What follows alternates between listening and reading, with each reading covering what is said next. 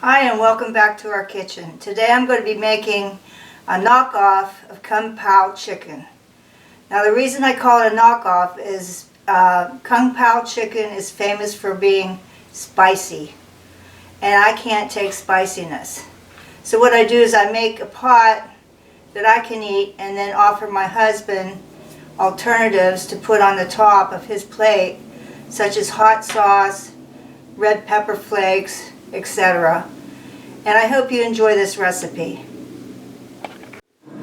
Okay, first thing we're going to do is we're going to add a couple of tablespoons of oil to the Instant Pot, and I've turned it on saute on high. The highest, it's got a plus and a minus button. So you want to do it on high. And here I have some sesame oil. It's toasted sesame oil. And I don't have very much left, so I'm just going to add about a tablespoon. I'll just put the rest of this in my sauce. It's only a couple drips. Okay, first of all we want to do our vegetables. Now here I have one jalapeno diced, two or three cloves of small garlic, which I'm going to set to the side, and I have a medium onion that I chopped up.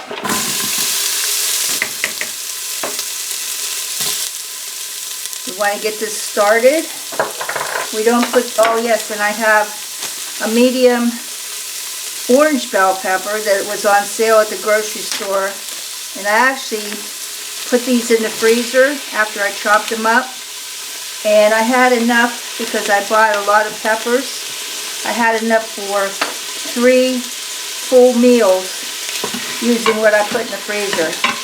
That way I didn't have to worry about having bell peppers in my refrigerator.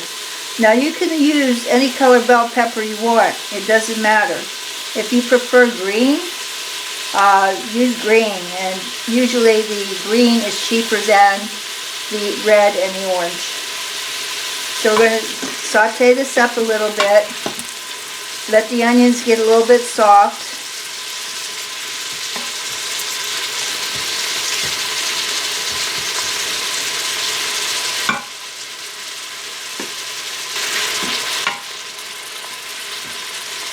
Already it's smelling really good in here.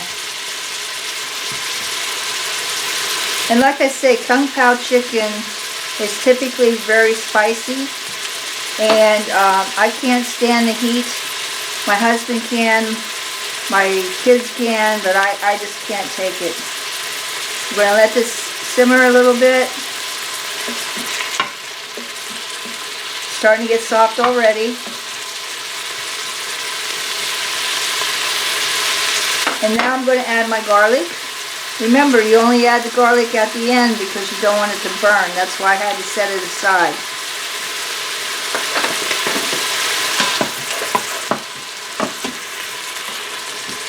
Let that cook for probably 1 minute.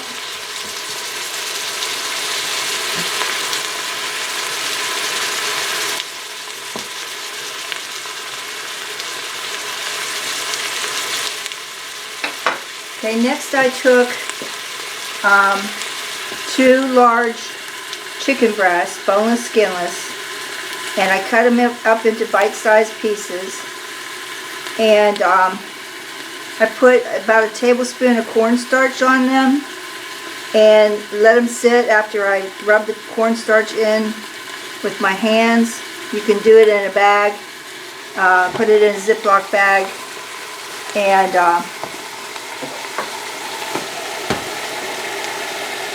shake it instead of using your hands. And this will thicken, it'll help thicken up the Kung Pao chicken after we sauteed it. I forgot to tell you, I added the garlic, but I forgot to add the ginger. I have this squeezed ginger that I bought at the grocery store, and actually it doesn't have the flavor as if it was fresh, so it's up to you. I like the squeezed ginger because I keep ginger in the freezer but I don't use it that much. Okay, I made my sauce first. So what I'm going to do first is add in a cup of chicken broth. And I use the Better Than bouillon, 1 teaspoon of bouillon to a cup of sugar, silly me, a cup of water. We'll let that sit for a couple minutes, still on saute, so I can scrape off the bits that are on the bottom of the pan. We don't want to burn, notice. Okay, let me tell you about the sauce. I use 1/3 cup of soy sauce. Now this is gluten-free. Now they're telling me that you should get low sodium gluten-free for this recipe, but I do not have that.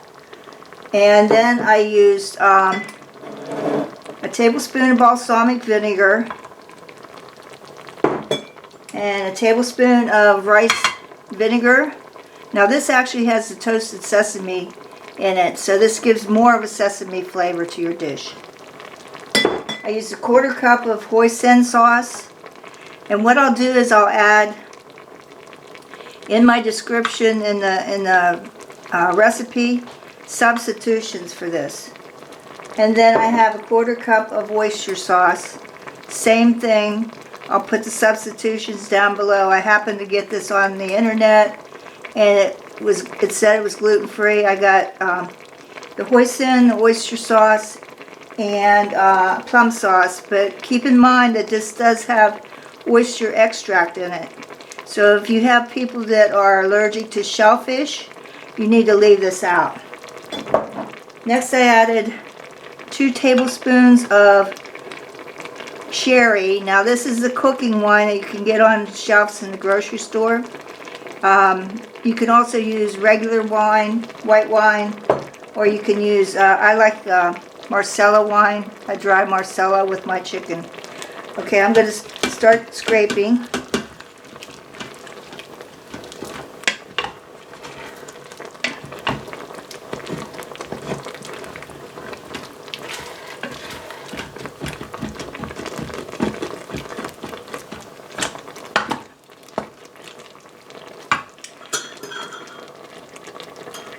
Okay, I did put the peanut butter in this sauce, 2 tablespoons of peanut butter. And don't be alarmed at what it looks like, because once it hits the heat, it'll start dissolving in it.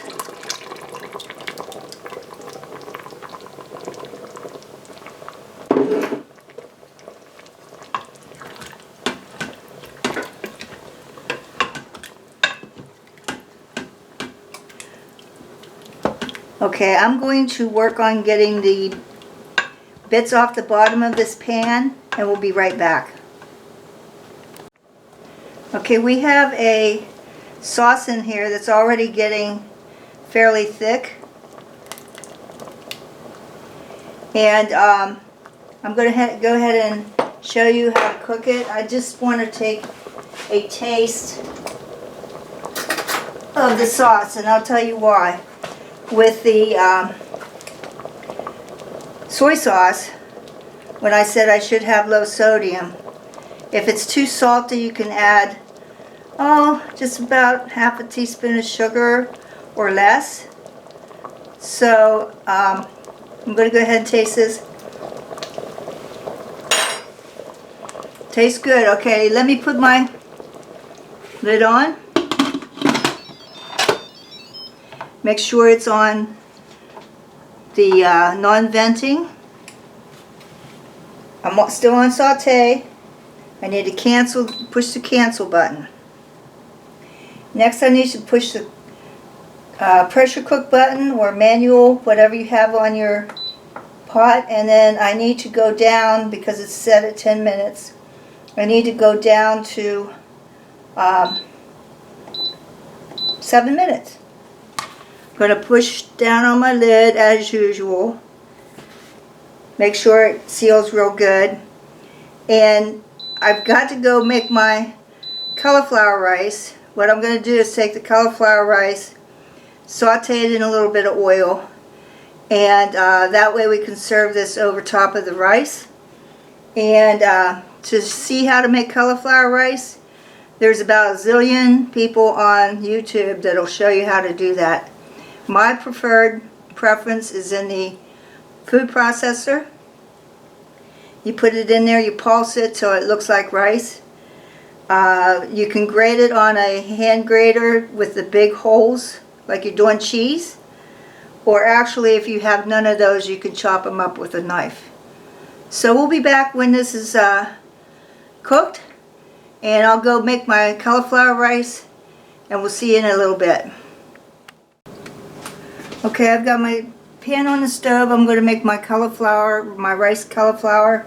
I'm just going to add a little bit of olive oil to the bottom. I don't want to add too much because then it'll get greasy.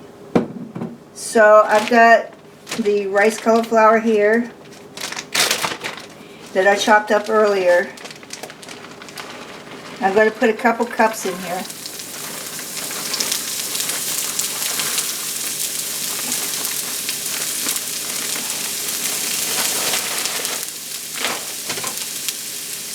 There's a big piece I didn't get chopped up. I'm just going to lay that to the side. Start stirring it around to saute it. I'm still not going to add any salt in here because, like I say, the chicken's going to go over top of this and the soy sauce in there has enough salt. So I'm going to put some pepper in here.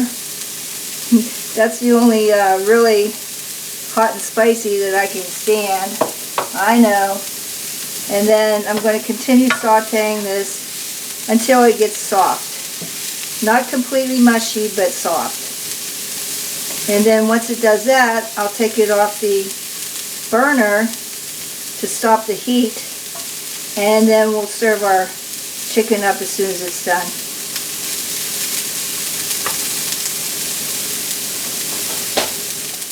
Okay, here's our cauliflower rice that has been sauteed in the pan.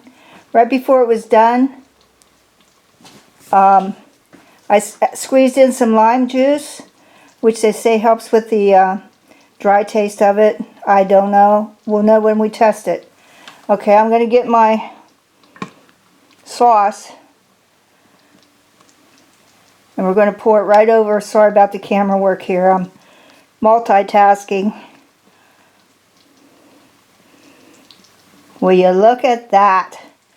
Now I need to put some sesame seeds on here.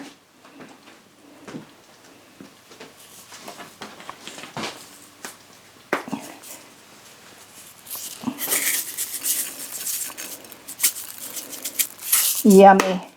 Like I said, my husband's going to add some hot chili pepper flakes to his. I'm just going to eat it the way it is right here. And make sure you subscribe to my button. Make sure you subscribe to my channel. Push the bell so you get notifications on my next video. I'll leave my email down at the bottom of my description box in case you have a question. Or just in the comment section, ask me a question. I hope you enjoy this, and I'll see you next time. Bye.